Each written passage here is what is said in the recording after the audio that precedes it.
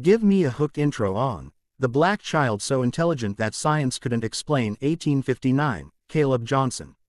Ladies and gentlemen, esteemed guests, thank you for your presence today. Picture this. It's 1859, an era bursting with the throbbing tension of progress and tradition, a time when the boundaries of science and human understanding are being pushed farther than ever before. In a modest, sun-drenched village nestled away from the bright lights of the metropolis, in a house that promises no more than bare necessities, there lived a child named Caleb Johnson. Now, Caleb wasn't your ordinary child. He wasn't just the kid next door who played marbles or climbed trees.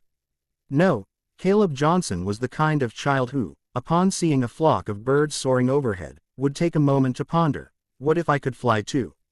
And while other children dreamt of becoming farmers or shopkeepers, Caleb had aspirations that echoed through the very fabric of the universe itself.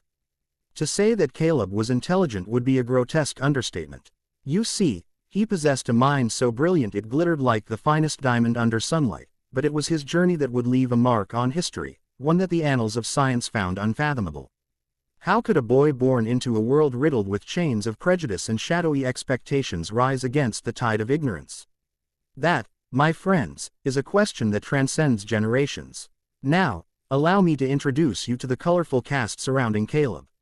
First, we have his mother, Miriam Johnson, a woman with a spirit as fierce as her love for Caleb. A former seamstress with nimble fingers, she stitched not only garments but hopes and dreams for her son.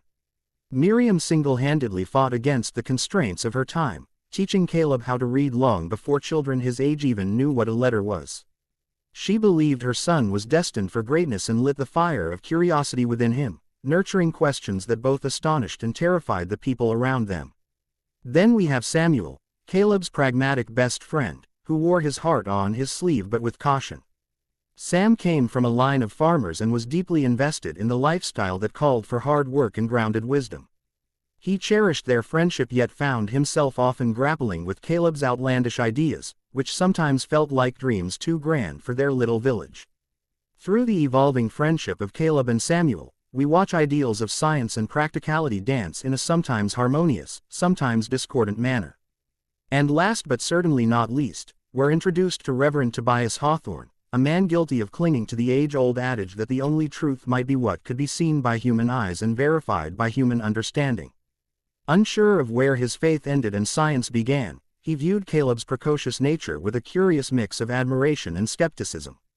Reverend Hawthorne found solace in the unpredictable world of theology, yet he stumbled when faced with the conundrum that was Caleb's intelligence, a riddle that made his theological books flip their pages in confusion. You see, as Caleb delves into the riddle of his existence, he stumbles upon something profound, a truth so revolutionary that it rippled through the very fabric of their town like a stone tossed into still water. Imagine his excitement as he discovered the concept of gravity. What a notion! The idea that an apple could fall from a tree because of an invisible force. Oh, how could anyone dismiss such magnificence? But as Caleb sought to enlighten his friend Samuel, he faced a perplexing dilemma: how to make someone see what they don't believe. Samuel's practical reasoning resisted Caleb's visions, resulting in fiery debates under the old oak tree that had witnessed countless adventures and arguments. As the clock inched closer to the fateful autumn of 1859, Caleb began to unravel a mystery that pulsed through life but remained unnoticed by the anchoring expectations of society.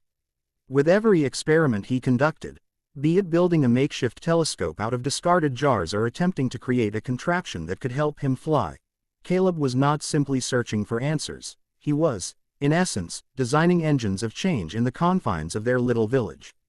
Now, imagine for a moment the moment of reckoning when Reverend Hawthorne, having observed Caleb's extraordinary abilities, sought an audience with a visiting professor from a distant city, one who hailed from the illustrious halls of scientific academia. He wondered if this learned man could either validate Caleb's prowess or put an end to the questions swirling through his mind.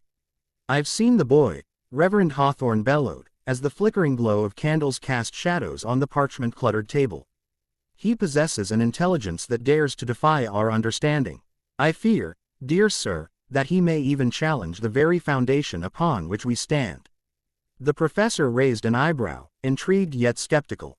The tension escalated as whispers of Caleb reached the ears of those who preferred to keep the status quo.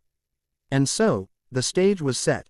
Three souls, intertwined by fate, all yearning for understanding in a world that thrived on confusion. As the professor arrived in the village, curiosity crackled in the air like a charged storm cloud, promising answers yet drenched in uncertainty. Would Caleb manage to impress this seasoned mind? Would he challenge the dogmas of science? Or would he simply prove to be just an exceptionally gifted boy in a world that wasn't ready for him? As our story unfolds, let us journey together through the trials and triumphs, the laughter and the lessons. For in the heart of this tale, we find not merely the brilliance of one child, but the potential within each of us to rise above, dream bigger, and rewrite history, even when the world around us doesn't want to hear our stories. Are you ready to discover how the flames of a singular mind can illuminate even the darkest corners of ignorance? Buckle up, ladies and gentlemen, the adventure is about to begin.